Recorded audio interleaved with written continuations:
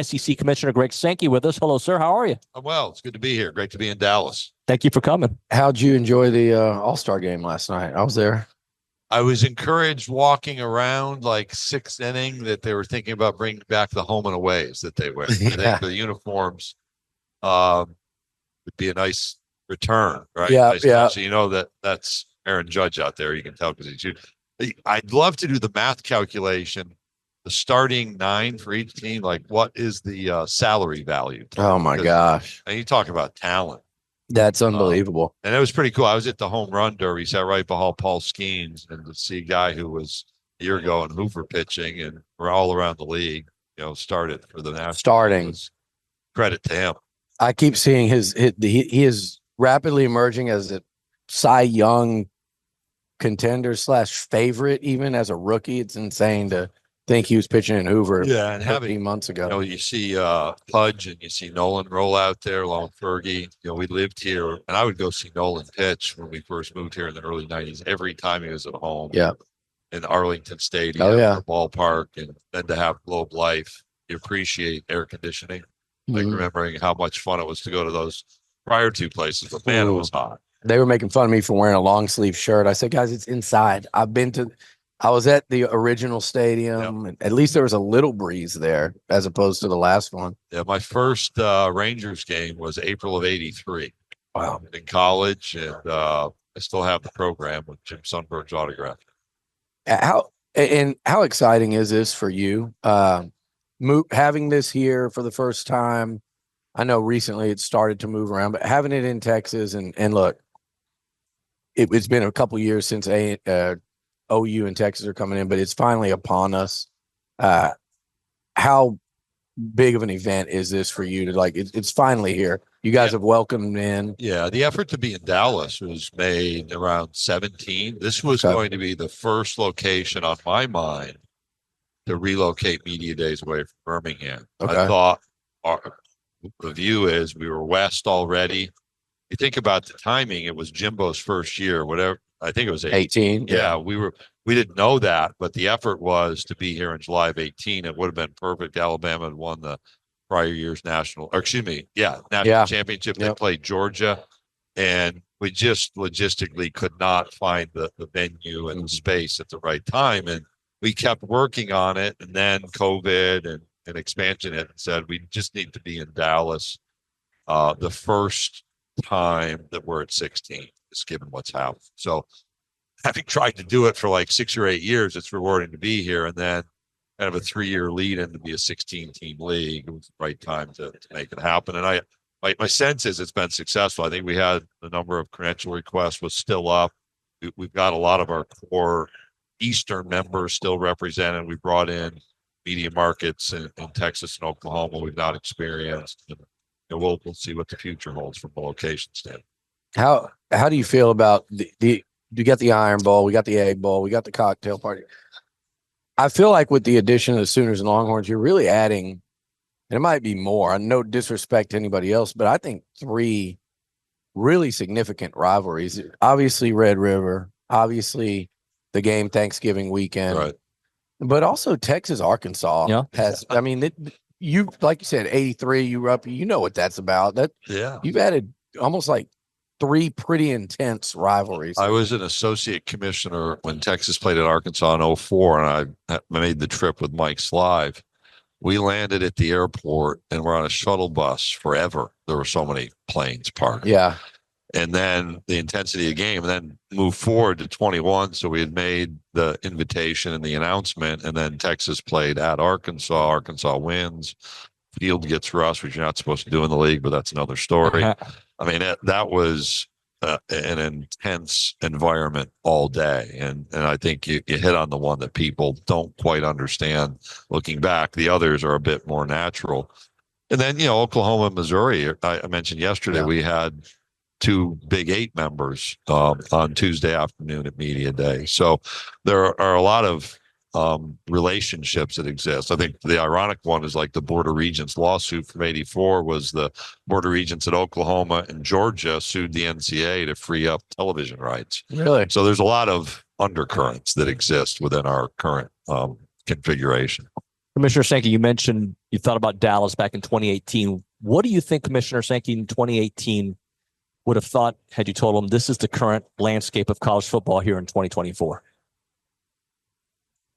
Well, I would have tied my shoes tighter, maybe put a helmet on. There are some things that were foreseeable and some things not foreseeable. So the fact we'd been in litigation was foreseeable at that time. In fact, we had talked about it. The fact that we needed to be in a congressional relations, a federal relations activity, I identified in 2015. We were late to that party. In 18, we were a year away from California adopting the first NIL law, but we were active in thinking about that.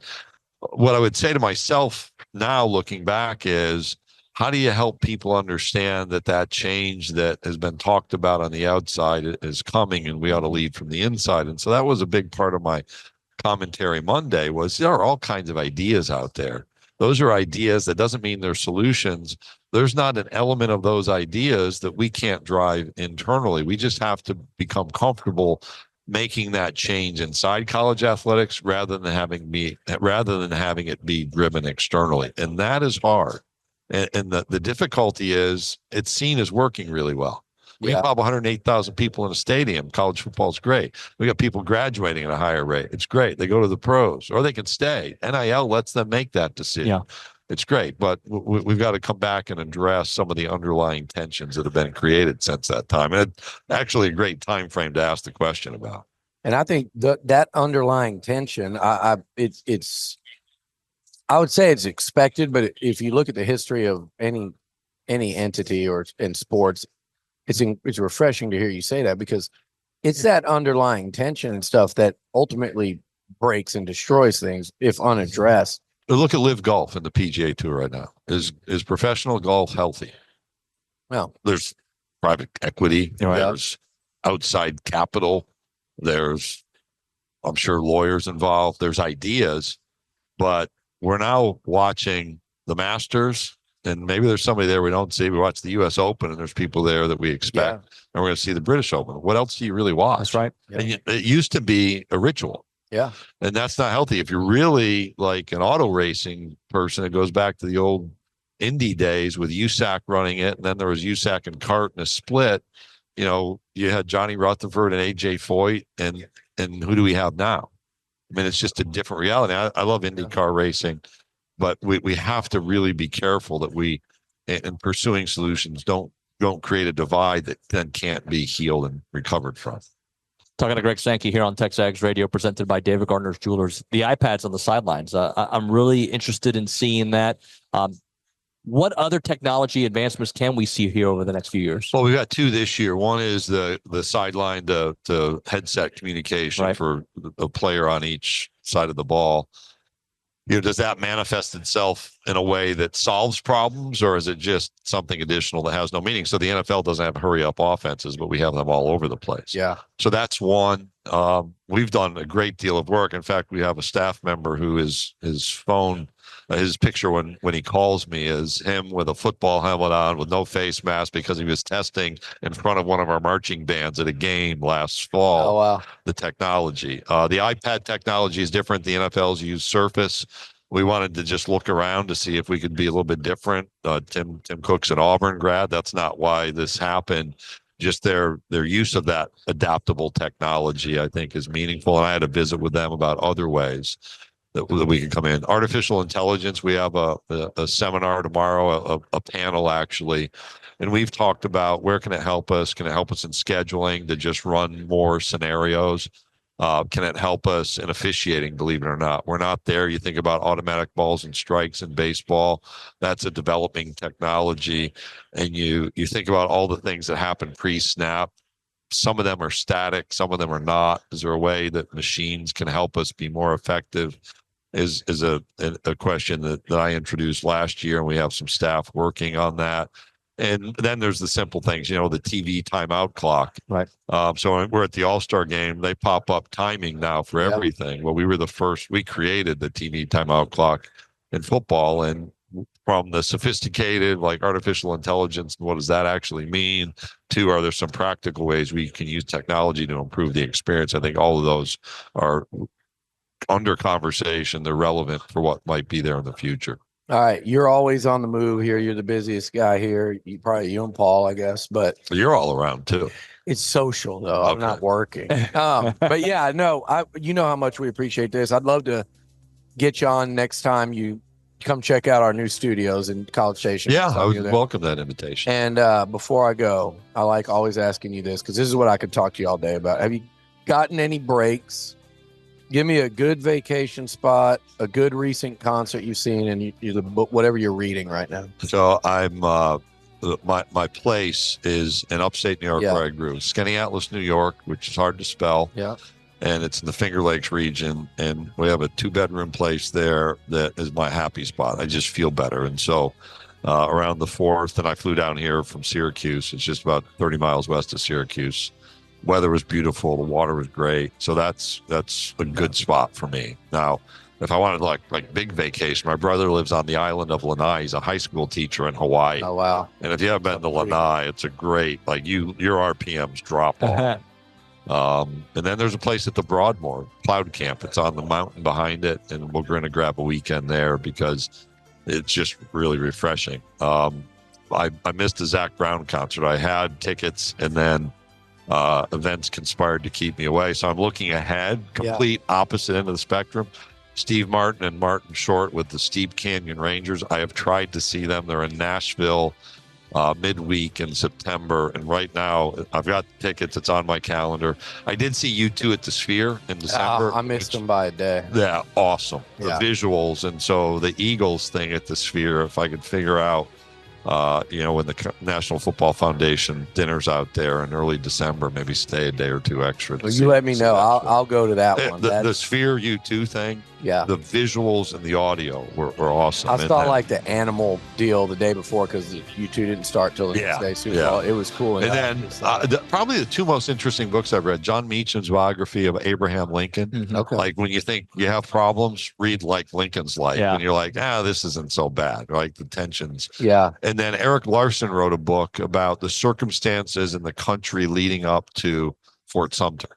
Okay. From both perspectives, DC, the southern states, just fascinating. In fact, I was born in Auburn, New York, the home of William Seward. He was a Secretary of State. Mm-hmm. Within both books, you'd have letters written from my hometown, from this house I visited, like on history class tours in junior high, that are now part of history. So I thought Larson's book was fascinating because it's almost a play-by-play. And you think about the difficulties in communicating, where now we can just zap a text to one another. Yeah. You're putting things on horseback to messenger across a boat and trying to understand what's happening. I don't know how I would have fared back then, David. We got 1 minute. Let me ask you just a quick question. Do you see a scenario where A&M and Texas play on Thanksgiving Day in the future? That's really up to the school. So we schedule on Saturday. I think the celebratory reality is we're going to be in College Station with the renewal of that game. It'll be an incredible environment. And we really don't take positions. In fact, we don't have a Thursday game this year. The NFL is putting more and more content on Thursday. I don't want to detract from our enormous games that we have that week by just specifying a day. We've got 2 games on Friday this year, as I recall, where there's an NFL game too, but it's a little bit more opportunity for people to just stay at home and view on Black. I like that. I love just if they're going to take over Thanksgiving Day, and that's my opinion. But appreciate fun to see him play. I was asked if I'm ready for it, and a little bit of controversy around baseball, and I think I'm ready. But we have big games, but that will be enormous, and I'm excited to see that renewal. You got a volleyball match that starts it off in College Station. Yeah, it does. So great volleyball. You'll see. I would expect a house full for that one. The whole thing's going to be fun. Appreciate you always. Thank you again. Yeah, thank you very much, Commissioner. Thank you here on TexAgs Radio.